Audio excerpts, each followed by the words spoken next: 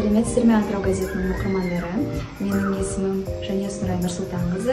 Мен Әл-Фараби атындағы Мелом School мектеп-лицейінің 10-шы сынып оқушысымын. Және де мен жеті тілді меңгерген полиглот қызбын. Жалпы қазақ тілі, орыс тілі, ағылшын тілі, корей тілі, түрік тілі, испан және француз тілдерін меңгергенмін.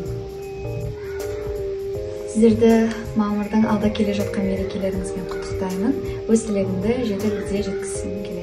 Ең бірінші сіздеріңізге саулық және отбасыларыңызға амандық тілеймін.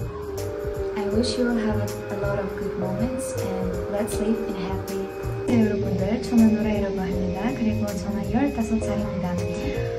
저는 한국어를 공부하고 있어요. 3 동안. 그러니까 한국어를 정말 재미있는 언어를 됐었어. 한국어를 공부하자. 많이 일하고 행복한 생활을 쓰세요. Merhaba arkadaşlar, bu hayatı mutlu yaşayalım. Représente des anges, des langues donne le carte d'opportunité. Tardes, deseos que nuestro país multinacional se desarrolle.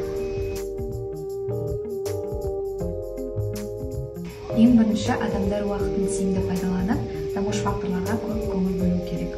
Тілдерді меңгеру барысында ең бастысы жалпы дисциплинаны ұстану болғандықтан, дисциплинаны ұстап, уақытты тиімді пайдалану қажет. Сондықтан күнінен үйреніп жатқан тілдеріңізге байланысты 5 сөзден немесе 3-4 сөзден бастап үйренуге кеңес беремін. Жалпы ақшаңызды осы ақылы курстарға құртпай-ақ тілдерді өзіңізге меңгеруге болады. Мысалыға, мен өзім корей тілін, испан тілін, француз тілін, түрік тілдерін өзім меңгерген болатынмын. Және де осы алға қарай ұмтылып тілдер үйренгісі келетін жандарға маған жазсаңыздар болады, сізге көмек көрсетеміз. Қазірдің өзінде сіз 7 тілді жетік меңгергенсіз. Алдағы уақытта тағы қандай тілдерді меңгеріңіз келеді? Алдағы уақытта мен жалпы 10 немесе одан да көп тілдерді сөйлегім келеді.